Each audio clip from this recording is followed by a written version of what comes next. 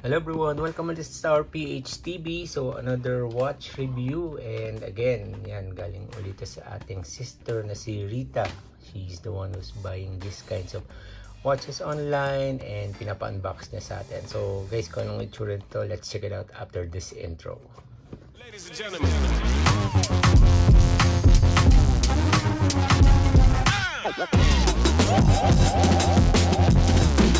So before we start, again, a big shoutout sa aking sister na si Rita. And if you see this box looks a little familiar, yes, because almost same siya nung last time na in-unbox natin na watch. It's a cheap watch that we got online and on a different colorway. So it still came with this box na may konting texture. May konting damage lang yung box, but I hope, or I think okay naman yung watch sa loob. And this time it comes with this color. So of course the foam, yan, this beautiful light pink. Also it comes with an extra battery and yung adjuster ng watch. So yun, it comes with this beautiful pinkish color na matte pink, and again ang glossy part lang sa kanya is yung kanyang glass. Again, I also don't have the information of this watch, so but nakalagay dito this is stainless metal, but yung peel niya, this one is I think a little heavier compared dun sa nauna, but it still is very light. And yun, ang design niya nga is this plain. I think may mga nakikita akong Casio na gantong design, but as said, the difference is actually just yun nga, yung napaka-simple niya, wala siyang brand names or anything. Yung numbers niya is just a darker shade ng pink, tapos lighter glossy pink with the white lines dun sa kanyang hands or needles. So yun, and sa likod compared to the other one, yan, it's made in China. Yung last time alam ko yung ganun, walang nakasulat dun sa likod. So this is something that you just wear pang partner ng for example, you just wear a simple pink shirt and you want a simple watch to complement it. So ito yung mga you can do or use every day, na hindi siya masyadong nakaka-attention because of its simplicity and of course yung kanyang very affordable price.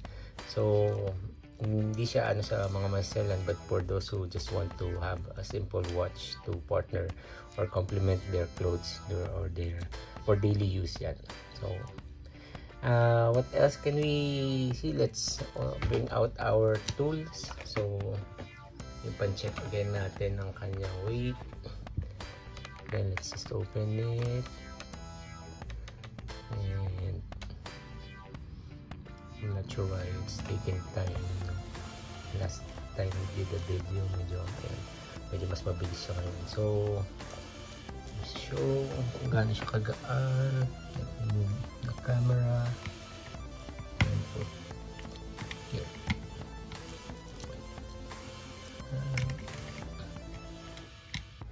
Yeah. So yep, correct. This actually, yeah, it's a little lighter pala compared to the last watch that we reviewed. This just around 40 grams. So yun, so 40 grams, and based on its design, yep, medyo unisex siya. And as they say, real men wears pink, so men can also wear this. Tapos again, ating digital caliper, naka 0. So yung face plate is 40 millimeters, medyo squarish siya. So 40 millimeters. Yung pinaka window is 30.1 millimeters.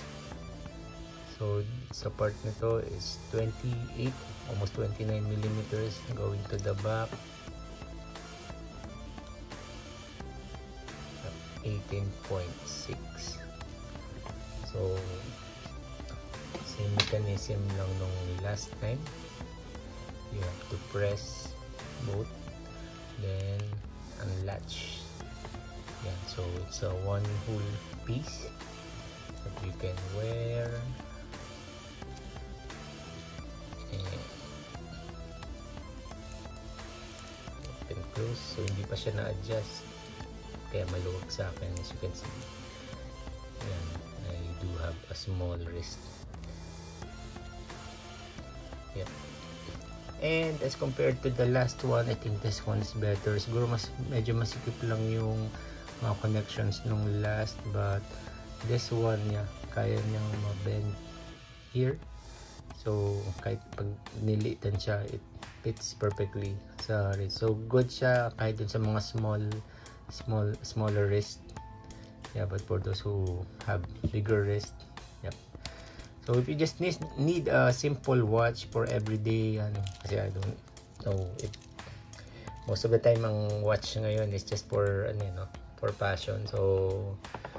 So yung mga maybe watch na may functions, or if you're going to go for watches that has lots of functionalities, so nandiyan yung mga smart watch. But for something just to wear every day, para meron ka lang, alam mo yun, yung feel ng meron kang suot na watch, which is I think normal for most of us na parang there's something lacking or missing pag wala tayong suot na watch. So this one, although this is very light, is one that could compensate that, or could still give that feeling na meron kang suot na watch, and just for the sake of having a timepiece yun, so you don't have to pull out your cell phone every time you want to look for the time. So may value pa rin ang watches, although this one's very inexpensive. We just got this online for a cheap price, under 500 or under $10 if you convert it to US. So yun, and I think this one, kung yung last time I said that something that Batman would wear, so this one I think is something that Barbie or Dora would wear. Yan, so this pink watch, this pink beautiful simple watch.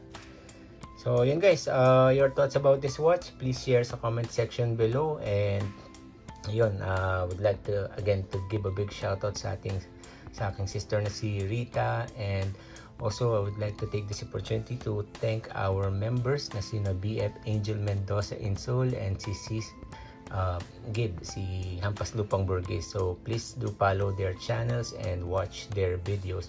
Also big shoutout sa ating mga friends na sina Daddy HLJ, si Mami Belsato, and si Mami Mad Selen. And also big shoutout sa ating mga kaibigan na mukbangers, ASM artists, content creators, vloggers, gamers, action figure collectors, and trading card collectors, and also sa mga watch collectors na hindi maselan and are going for cheaps, basta merong something that's actually cute, simple, and really cute na watch. So yan, I think this one is for you guys. And yun, so sa mga interested po sa mga ganitong klaseng videos, please do subscribe to our channel, Tower PH TV, where we talk about different types of collections and investment. And don't forget to hit that notification bell para ma-notify kayo pag meron tayong mga bagong videos. And promote ko rin po yung ating other channel, Tower PH Gaming, where we upload our online games. So yan, mahilig tayo guys mag-Mobile Legends din eh. And ganito lang guys, so I hope nag-enjoy kayo dito sa video na to, and kita-kita po ulit tayo sa ating pa mga susunod na video. So again, this is Albert Remo from Tower PH TV, and samahan niyo po ulit ako sa susunod.